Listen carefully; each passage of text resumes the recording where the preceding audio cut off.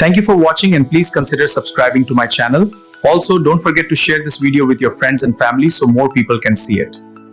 এই সার্কিটগুলোর উদাহরণস্বরূপ আমরা এখানে একটা মিটার আছে।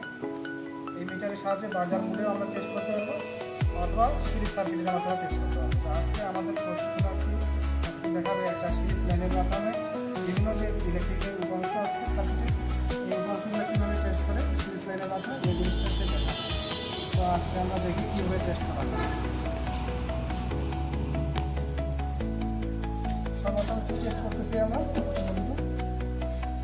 একটা টাইমার মোটর দেখাচ্ছি, হ্যাঁ, যে ঠিক আছে কিনা এটা দেখাচ্ছি। এরপরে একটা ক্যাবিনেটের ল্যাম্প আছে, হোল্ডারে লাগানো আছে, এটা ভালো আছে কিনা এটাও দেখাচ্ছি। যেহেতু জ্বলতেছে তার মানে ঠিক আছে, হ্যাঁ।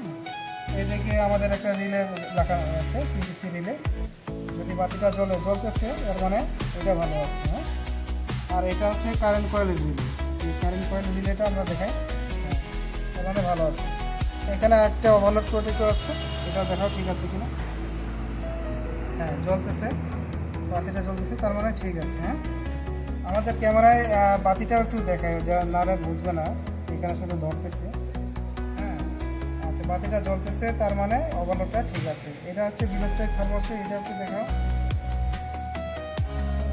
বাতিটা জ্বলতেছে এর মানে এই থার্মোস্ট্যাটটা ঠিক আছে। এখানে আছে থার্মাল ফিউজ, এই ফিউজটা ঠিক আছে কিনা একটু দেখাও।